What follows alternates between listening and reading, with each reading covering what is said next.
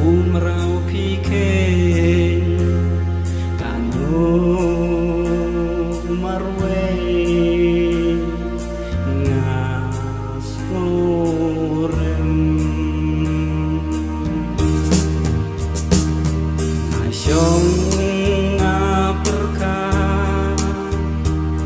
kadonut kepan hatu ya jingkmen ngantang yopan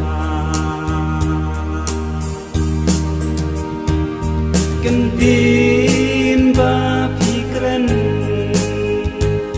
kipen jing kerwen hangnu tanung rim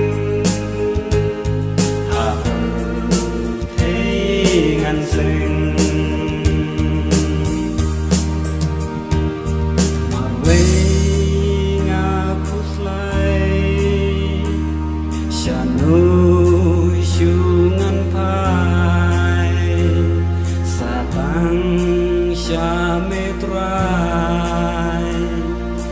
ngadem ngaduai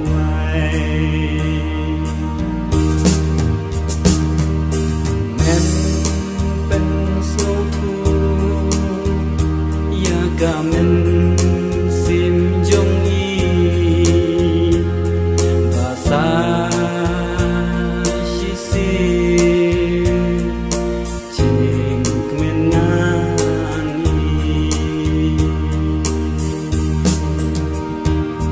kentin bapikren kipen jing kerwen hangnu tanung rim tengan seng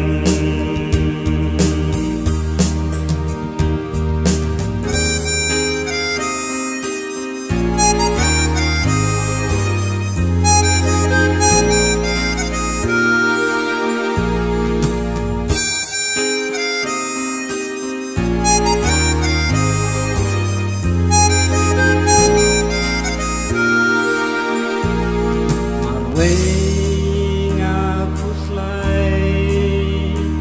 syanu syungan pai satang syametrai ngadem ngaduai men pensoku ya gamen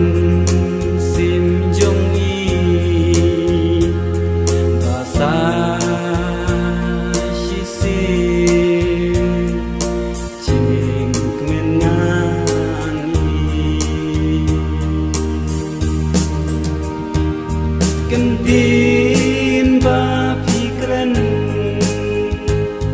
kipen jing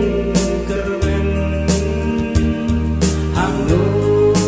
tanung rim